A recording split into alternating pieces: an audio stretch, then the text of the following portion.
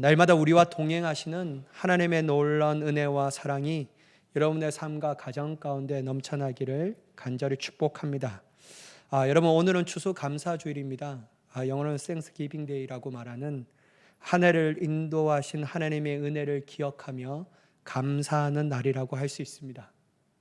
여러분, 한 해를 인도하신 하나님에 대하여 감사하고요.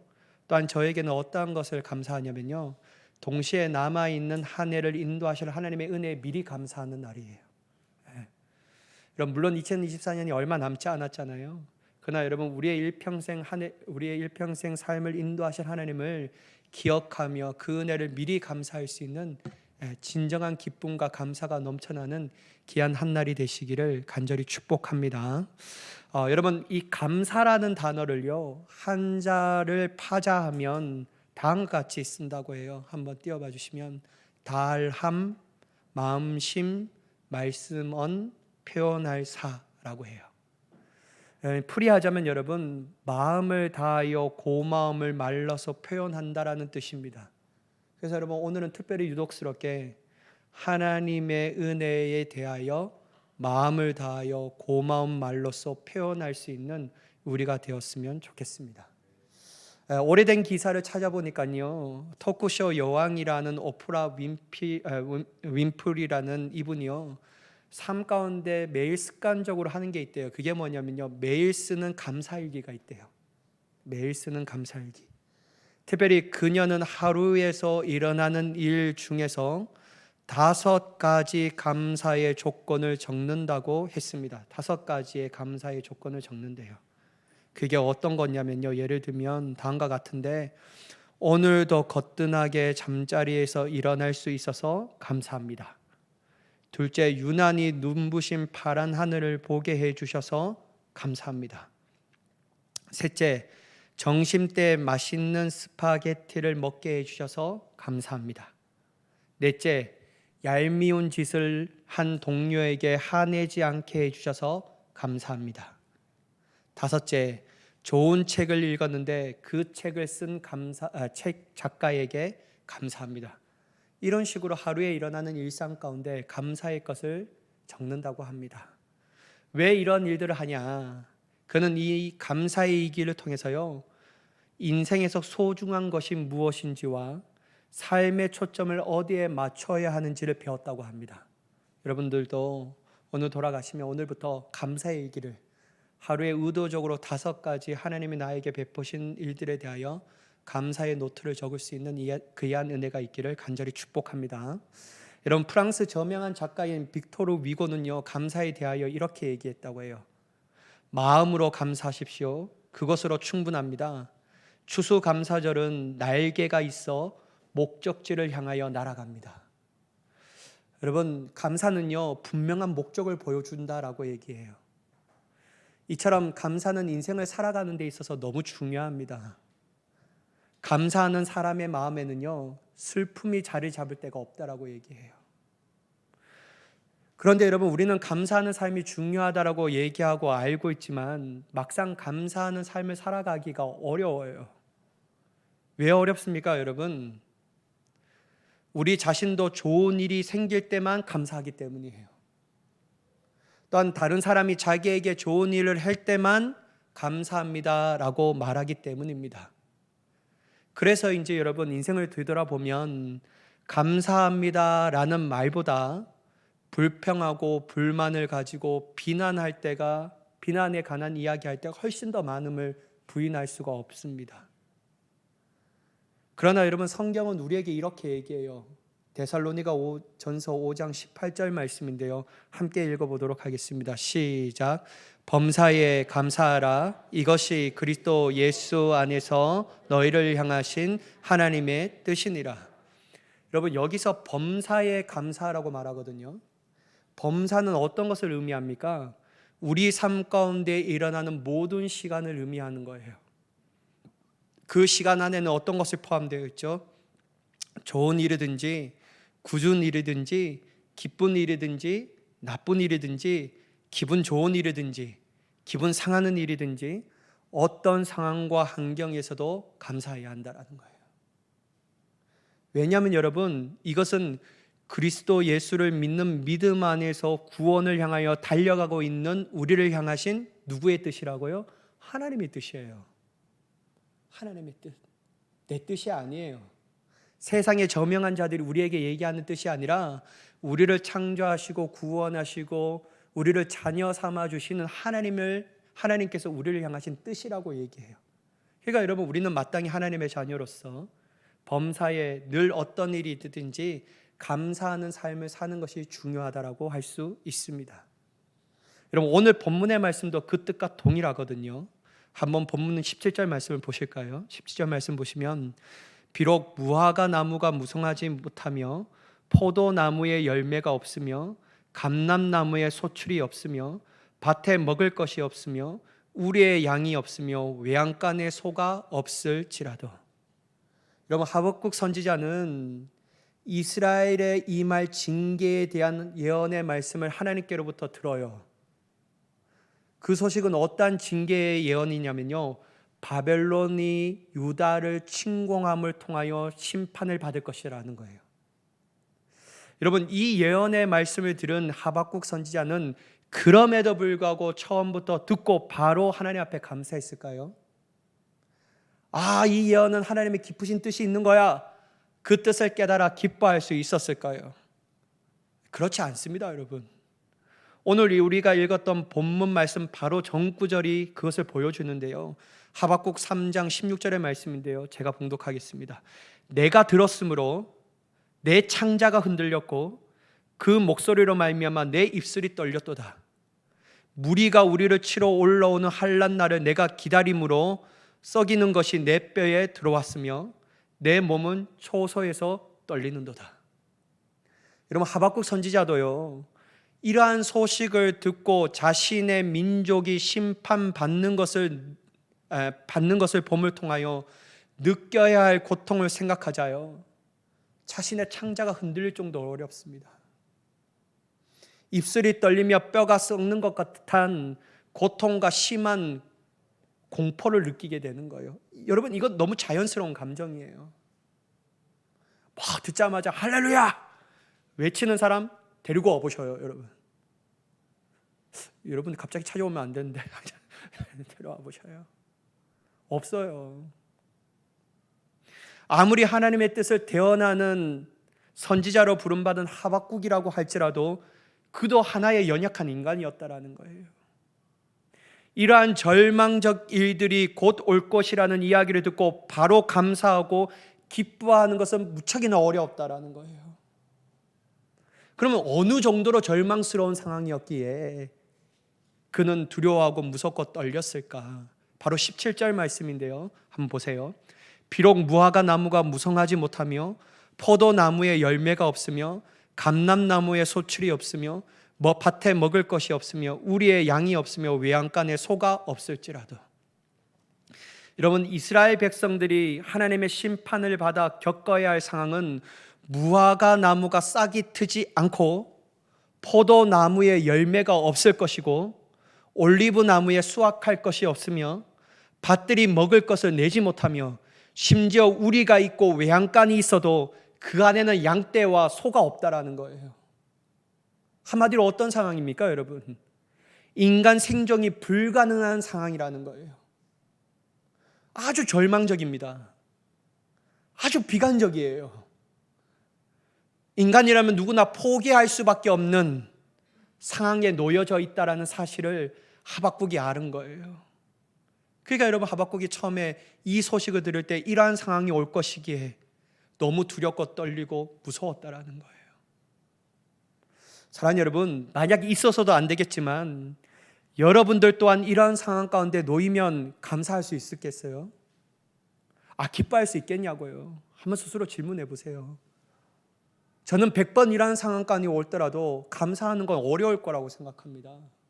힘들 거라고 생각해요. 아마 우리는 감사는커녕 무섭고 두렵고 떨릴 것입니다. 그리고 여러분, 하나님을 향한 불만을 가지고 그분을 향하여 신랄하게 비난할 거예요. 왜 나에게 이러한 고통을, 잘해줘도 신앙생활하는 게 어려운데 왜 이러한 고통을 나에게 주시냐고. 왜냐하면 여러분, 감사할 조건이 해당되지 않기 때문이에요. 그렇다면 여러분, 하박국 선지자는 이러한 마음을 견고히 유지했을까라는 거예요. 누구나 처음은 그렇게 할 수 있습니다. 아주 자연스러운 마음이에요. 그 가정도 그렇게 될 수 있어요. 그러나 처음과 가정이 그러할지라도 결론은 여전히 하박국은 두려워하고 떨며 무서워하고 포기했을까? 이거라는 거예요. 물론 여러분, 우리는 이 질문의 답을 알고 있습니다. 그렇지 않다라는 걸 말이에요.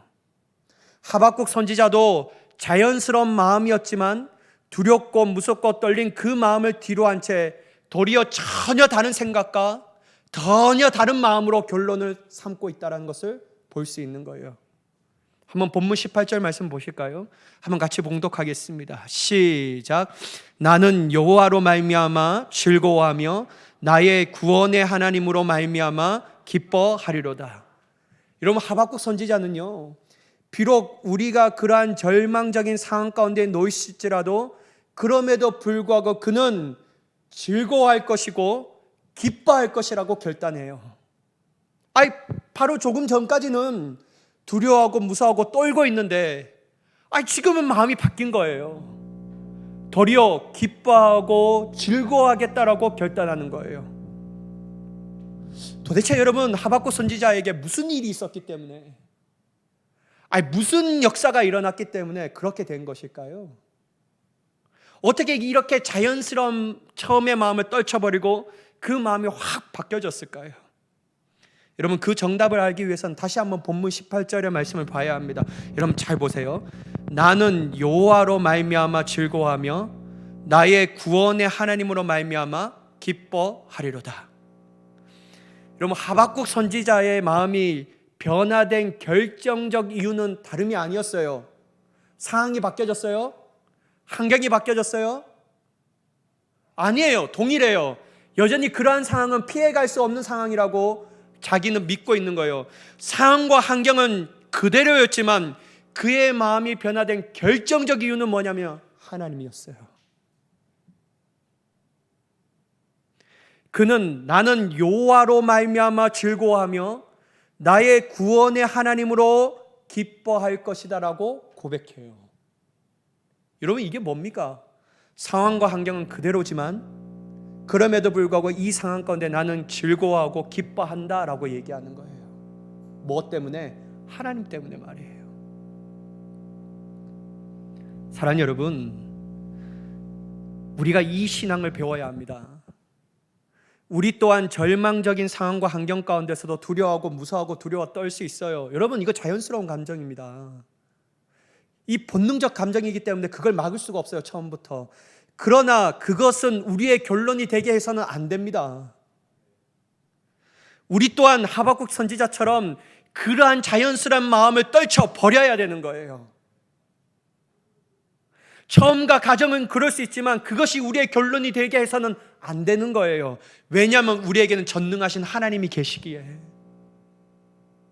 그러한 절망적과 비관적 상황 가운데서도 하나님은 나를 떠나지 아니하시기에, 그러므로 하나님으로 말미암아 우리의 마음과 생각이 기뻐하고 즐거워하며 감사할 수 있는 자로서 서야 될 줄 믿습니다. 감사할 조건이 없는 상황 가운데서 말이에요. 그래서 여러분, 그리스도인들은요, 상황과 환경을 뛰어넘어요. 세상 사람들은 늘 상황에 얽매인 삶을 살아갑니다. 환경에 구속돼요. 감사할 수 있는 조건이 되면 감사하고, 감사할 수 있는 이유가 되면 감사하고, 감사할 수 없는 조건과 이유가 없기 때문에 늘 그들은 불만을 가지며 마음 가운데 불평하며 살아가는 삶을 보이는 거예요. 하나도 행복하지 않아요. 그러나 여러분, 그리스도인들은 행복한 사람입니다. 감사할 수 있는 사람이에요. 왜냐하면 변치 아니하시는 하나님이 그 시간에도 나와 함께 하시기에. 그래서 여러분 행복한 거예요. 그래서 감사한 거예요. 그래서 내가 감사할 수 없는 조건이 있는 상황일지라도 감사할 수 있는 거예요. 여러분, 그리스도인들은요, 상황과 환경에 얽매이는 자가 아니에요. 여러분, 우리의 삶은 누구로 말미암아 좌지우지 되어야 합니까? 하나님 때문에 좌지우지 되어야 돼요. 여러분, 우리는 다니엘서에서 나오는 두 가지의 사건을 잘 알고 있어요. 첫 번째, 저는 이 사건만 나누려고 하는데요. 첫 번째 사건이 뭐죠? 다니엘 사건의 첫 번째 일어난 사건이 뭡니까? 일부 때도 물었는데 아무 얘기도 안 하시더라고요. 여러분, 이거 모르면 다시 주일학교로 돌아가야 합니다. 첫 번째 사건 뭐예요, 여러분? 침묵을 일관하면 안 되시는데 난 다 알고 있는데 부끄러웠어. 첫 번째 사건이 뭐냐면요, 풀무불 사건이에요. 여러분, 느부갓네살 왕이 명령하잖아요. 자신이 세운 금신상에게 절하라. 그렇지 아니하면 맹렬히 타는 풀무불에 너희를 그렇지 아니하는 사람들은 던져 넣을 것이라고 얘기해요. 이때 여러분, 성경을 보니까요, 모든 백성들과 나라들과 이방의 언어로 말하는 사람들은 다 절해요. 그런데 누구만 빼고요? 다니엘과 그의 세 친구들만 빼고 절합니다. 특별히 여러분, 이 성경은요, 다니엘 세 친구들에 대하여 주목해요. 사드락과 메삭과 아벳노고에 대해서. 여러분, 왕이요, 가만히 앉아보면 모든 사람들이 다 절하는데 이 사람들만 절하지 않았다는 소리를 들어요. 그러니까 불러와요. 왜 나에게 절하지 않았냐? 진짜냐? 진짜래요. 그러니까 왕이요, 마지막 기회를 줘요. 지금 당장이라도 소리가 들릴 때 절하라. 어떻게 했을까요, 여러분? 안 했어요. 그들이 했던 말이 다니엘서 3장 17절 18절 말씀인데요. 한번 보실까요? 왕이여, 우리가 섬기는 하나님이 계시다면 우리를 맹렬히 타는 풀무불 가운데서 능히 건져내시겠고 왕의 손에서도 건져내시리이다. 그렇게 하지 아니하실지라도 왕이여, 우리가 왕의 신들을 섬기지도 아니하고 왕이 세우신 금신상에게 절하지 아니할 줄을 아옵소서. 여러분, 이 세 친구는 단호하게 얘기해요. 절하지 않겠다고 말이에요. 당신이 우리를 풀무불에 던질지라도 하나님이 계시다면 그 풀무불에서 또한 왕의 손에서 건져내실 것이라고 얘기해요. 그리고 그리하지 않으시더라도 절대로 우리는 왕과 왕의 신들 앞에서도 금신상에도 절하지 않겠다라고 얘기해요. 저는요, 이 묵상을 하면서요, 다 우리가 은혜 받는 구절이지만 그리 아니하실지라도 말이 계속 제 마음을 맴돌아요. 이게 어떻게 들려지냐면요, 그리 아니하실지라도 하나님 앞에 감사하겠다는 말로 들려지는 거예요. 여러분, 그들은요, 감사할 수 없는 상황이었어요. 절체절명의 상황이었습니다. 그리고 인간적으로 가장 최악의 상황이었어요. 그러나 그들은 어떻게든지 하나님 앞에 감사하는 사람들이었다라는 거예요. 감사할 수 없는 상황 가운데서도 그들이 감사할 수 있는 이유는 눈이 시퍼렇게 살아계시는 하나님이 존재하시기 때문에, 그걸 믿고 있었기 때문에, 하나님은 건지시나 아니 건지시나 나의 하나님이시기 때문에 감사할 수 있는 거예요. 여러분, 제가 말씀드렸잖아요. 다니엘 기도할 때 박신일 목사님이 나와서 설교하시는데요, 하나님은 전능하십니다 라고 말하더라고요. 전능하신 하나님은 능치 못함이 없다라는 거잖아요. 불가능이 없다라는 거예요. 여러분, 우리는 그것만 믿고 내 삶을 보면 이해가 되지 않는 부분이 있어요. 왜 나에게 이런 상황을 허락하셨는가? 그리고 기도하면 하나님이 왜 안 들어주셨는가? 막 얘기해요. 근데 여러분, 전능이라는 하나님의 단어는 우리가 한 가지 놓치고 있습니다. 하나님이 하실 수 있지만 하지 않으신 것도 전능하시기 때문이에요. 사랑하는 여러분, 이러한 하나님을 깨달으니까요, 다니엘 세 친구들은요, 그리 아니하실지라도 하고 하나님 앞에 감사할 수밖에 없는 거예요. 여러분, 나중에 어떻게 되었습니까? 그들은요, 하나님의 구원하심을 받아요. 느부갓네살이 이것을 목격합니다. 그러면서 이방의 왕이었던 느부갓네살이 이렇게 고백해요. 다니엘서 3장 28절의 말씀인데요, 느부갓네살이 말하여 이르되 사드락과 메삭과 아벳노고의 하나님을 찬송할지로다. 그가 그의 천사를 보내사 자기를 의뢰하고 그들의 몸을 바쳐 왕의 명령을 거역하고 그 하나님 밖에는 다른 신을 섬기지 아니하며 그에게 절하지 아니하는 종들을 구원하셨도다. 여러분, 한번 보세요. 누가 찬송합니까? 누가 찬송했죠? 이방의 왕이었던 느부갓네살 왕이 찬양해요. 누구에게요? 하나님께요. 여러분, 찬송의 말을 다른 말로 바꿔 하자면 하나님을 높여드리는 것은 건데요, 감사하지 못한 사람은요, 하나님 앞에 찬양할 수 없습니다. 다니엘의 세 친구의 감사가 위대한 하나님의 구원의 역사가 되었고, 그 구원의 역사는 감사함으로 또 다른 열매를 낳게 되었다라는 거예요. 다시 말해서 여러분, 감사는 역사가 되고 감사는 또 다른 감사를 낳게 됩니다. 그러니까 여러분, 제발 감사할 수 있는 조건에만 감사하지 마십시오. 그러면 무슨 역사가 일어납니까? 감사할 수 없는 조건에서도, 감사하는 이유가 찾아볼 수 없는 그 상황 가운데서도 하나님 앞에 감사할 때 위대한 역사가 일어날 줄 믿습니다. 그리고 그 감사는요, 또 다른 감사를 낳게 되는 거예요. 그래서 감사는 전능력이 강합니다. 내가 감사하는 인생이 되면 내 인생은 하나님의 역사하는 인생이 되고, 내가 감사하는 인생이 되면 내 주위에 관계하는 사람들이 하나님 앞에 감사할 수 있는 삶으로 변화되는 거예요. 그러니까 여러분, 가정 안에서 많이 감사하셔야 합니다. 뭐든지 감사해야 돼요. 그래야지 이 감사함을 통하여 내 자녀들이 감사하는 입술로 변화됩니다.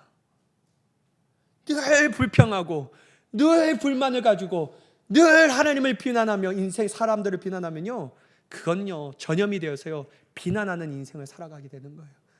여러분, 저는요 불평하고 비난하는 사람들과 가까이 하고 싶지 않아요. 왜냐하면 기가 다 빨려요. 근데요, 내 마음이 어떨 때 기쁘냐면요, 행복하고 감사하고 늘 찬양하고 주님 앞에 영광 돌릴 수 있는 사람의 곁에 가까이 가면요 새 힘을 얻어요. 왜냐하면 하나님의 주신 감사 안의 기쁨이라는 것을 항상 담고 있기 때문이에요. 사랑하는 여러분, 감사할 수 없는 조건이라고 할지라도 하나님에 대하여 감사함을 통하여 역사와 또 다른 감사의 열매를 낳을 수 있는 거룩한 통로가 저와 여러분이 되기를 예수님의 이름으로 간절히 축복합니다. 여러분, 그렇다면 왜 이토록 절망적인 상황과 환경에서도 하박국 선지자는 하나님 때문에 감사할까요? 도대체 하나님이 어떤 분이시기에 그렇게 할 수 있는 것일까요? 본문 19절의 말씀인데요, 전반부 말씀까지만 제가 한번 읽어보도록 하겠습니다. 주 여호와는 나의 힘이시라. 나의 발을 사슴과 같게 하사 나를 나의 높은 곳으로 다니게 하시리로다. 여러분, 하박국 선지자에게 있어서 하나님은 뭐라고 고백합니까? 자신의 힘이다, 나의 힘이다라고 고백해요. 특별히 여러분, 이어서 하나님께서 자신을 높은 곳으로 다니게 하신다라고 말합니다. 여러분, 높은 곳으로 하나님이 나를 다니게 하신다라는 것은요, 그 앞절에 18절에 나의 구원의 하나님으로 말미암아 기뻐하리로다라고 연관되는 거예요. 여러분, 잘 보세요. 하나님이 나를 높은 곳으로 다니면 원수들이 그를 잡을 수가 있겠습니까? 어떠한 여러분 저주가 그를 사로잡을 수가 있겠냐라는 거예요. 그러니까 여러분, 나의 하나님이 힘이 되신 하나님께서 나를 높은 곳으로 다니게 하시는데, 이 하나님이 어떠한 상황 가운데 구원하게 하시며 역전시키시며 하나님 나를 승리하게 하실 것이다라는 것을 알기에 그는 하나님 앞에 감사할 수 있는 삶을 살아가게 되는 거예요. 사랑하는 여러분, 하나님은 우리의 힘이십니다. 하나님은 우리의 구원의 하나님이십니다.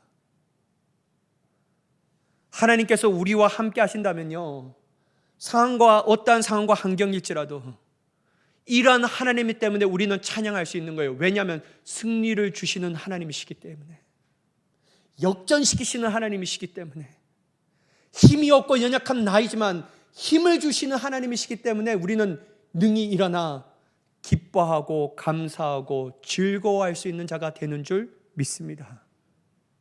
그래서 여러분, 신앙은요 하나님을 알아가야 돼요. 여러분, 제가 누누이 얘기하지만 신앙은요 교회 다녀서 깨달아지는 게 아니에요. 여러분, 정말 이 마음은요 저와 여러분의 일평생 새겼으면 좋겠어요. 신앙은요, 내 신앙이 건강해지려면요 하나님을 깊게 알아가야 합니다.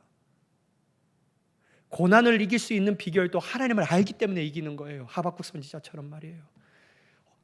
내가 조건이 허락되지 않는 상황 가운데 감사할 수 있는 것도 하나님이 어떤 분이신가를 알기 때문에 그렇게 고백되어지는 거예요. 사랑하는 여러분, 나의 힘이 되시며 나의 구원의 하나님으로 인하여 감사하며 주님께 영광 돌릴 수 있는 저와 여러분이 되기를 예수님의 이름으로 간절히 축복합니다. 저는 이런 얘기를 하라면요 너무나도 많이 할 수 있어요. 한번 해볼까요 여러분? 먼저는 다윗이에요. 다윗은요 하루아침에 자신의 아들이었던 압살롬의 반역으로 인하여 예루살렘이 쫓기듯이 도망갑니다. 여러분이 만약 다윗이었으면요 얼마나 처절한 인생입니까? 얼마나 부끄러운 인생이냐라는 거예요. 그가 절망적인 상황 가운데 걸어가는 길이 기쁨으로 걸어갈 수 있겠냐라는 거예요. 슬픔과 한숨뿐이죠. 안 그래도 너무나도 힘들고 어려운 상황인데 더 힘들어질 수밖에 없는 상황이 또 일어나는 거예요. 엎친 데 겹친 격으로 말이에요. 누구를 만나게 됩니까? 도중에 가는 길에 시므이라는 베냐민의 사람이 만나게 됩니다. 여러분 시므이요 다윗과 그의 신하들에게 돌을 던지면서요 막 저주해요. 여러분 이러한 상황을요 스루아의 아들이었던 아비새가 지켜볼 수가 없는 거예요. 그래서요 다윗에게 얘기해요. 다윗이요, 여러분 성경에 나온 표현이니까 오해하지 마세요. 저 개 같은 사람을 머리를 내가 당장 달라오겠습니다.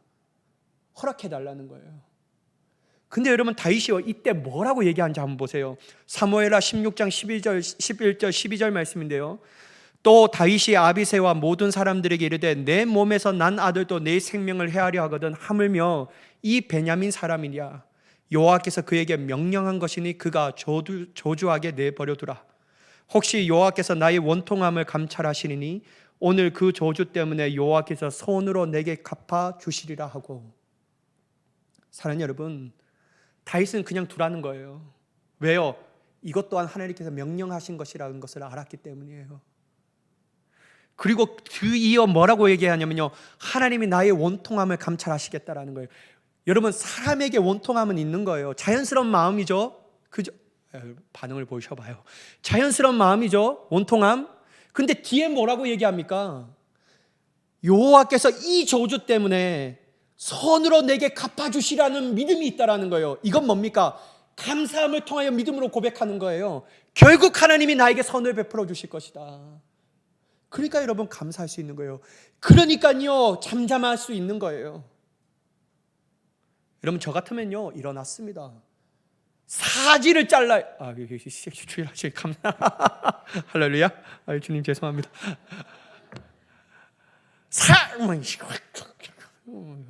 본보기로 걸어놓고 막 그냥 아주 그래 아무도 침묵하는데 스루야의 아들 아비새야 네가 최고다 그냥 가라 죽여 그냥 막 이렇게 할 건데요.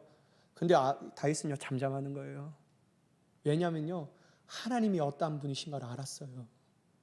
본 마음은 원통하지만 하나님이 손으로 갚아주실 것이라는 걸 알아요. 그러니까 믿고 감사하는 거예요. 여러분 요셉도 마찬가지예요. 여러분 요셉이라는 인물은 저는 가장 매력적인데요. 예수님 다음으로. 여러분 인간적으로 여러분 형들에게 배신당합니다. 노예로 팔려가요. 또한 여러분 거짓말로 얼마나 억울하게 감옥에 갇힙니까? 근데 여러분 한번 보셔요. 요셉의 인생에 보면요 불평 한마디도 안 합니다. 원망 안 해요.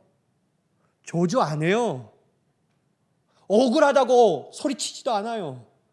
단 한 번 술 맡은 간원장이 그렇게 얘기해요. 당신이 이것에 풀려면 내가 여기에 이러한 죄를 짓지 않았는데 이렇게 왔다고 그것만 꼭 얘기해달라고.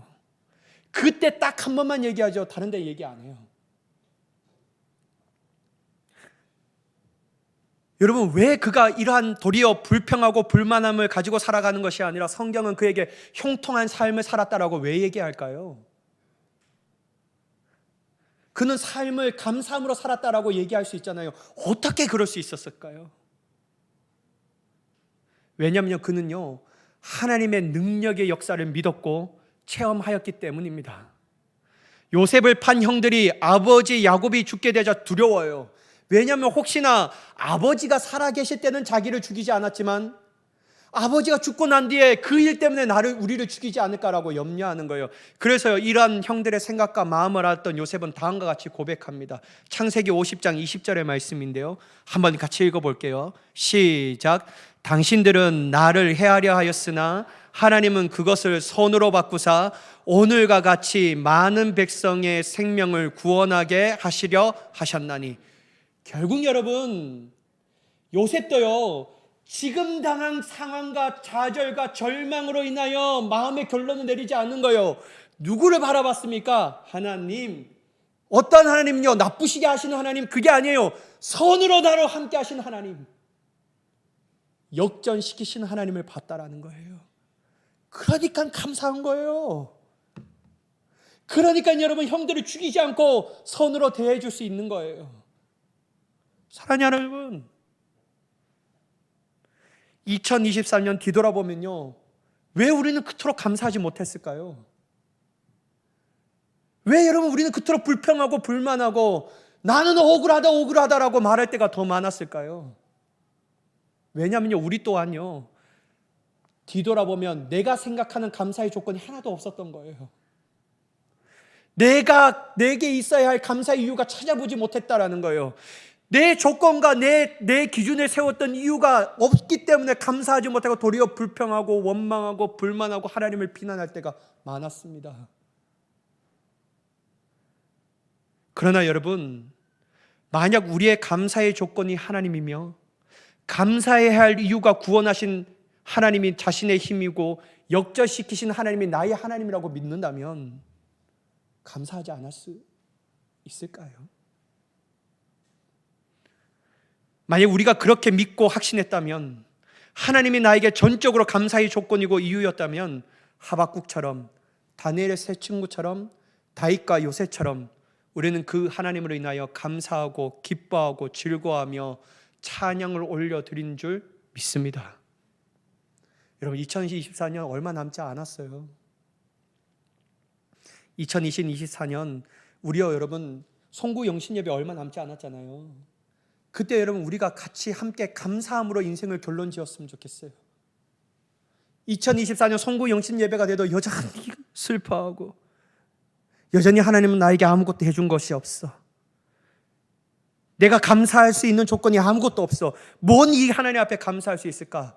라고 2024년을 결론 짓는 것이 아니라, 그리 아니하실지라도 하나님이 나에게 감사의 조건이 되며 하나님만이 나의 감사의 이유가 되시니 2024년 그 하나님 앞에 감사함으로 한 해를 마무리할 수 있는 우리가 되기를 예수님의 이름으로 간절히 축복합니다. 이러한 은혜가 저와 여러분 삶 가운데 넘쳐나기를 예수님의 이름으로 간절히 축원합니다. 기도하겠습니다. 사랑의 하나님, 감사합니다. 우리가 감사할 수밖에 없는 이유가 하나님이 되게 하여 주시옵소서. 나의 힘이신 하나님, 나의 구원의 하나님이신 하나님, 역전시키시고 승리하게 하신 하나님, 그 하나님이 여전히 절망적 상황 가운데서도, 내 조건이 허락되지 않는 상황 가운데서도 여전히 우리와 함께 하시니 그 하나님을 인하여 기뻐하고 즐거워하며 감사할 수 있는 우리가 되게 하여 주옵소서. 그렇게 역사하실 하나님을 간절히 기대하며 예수님의 이름으로 기도드리옵나이다. 아멘.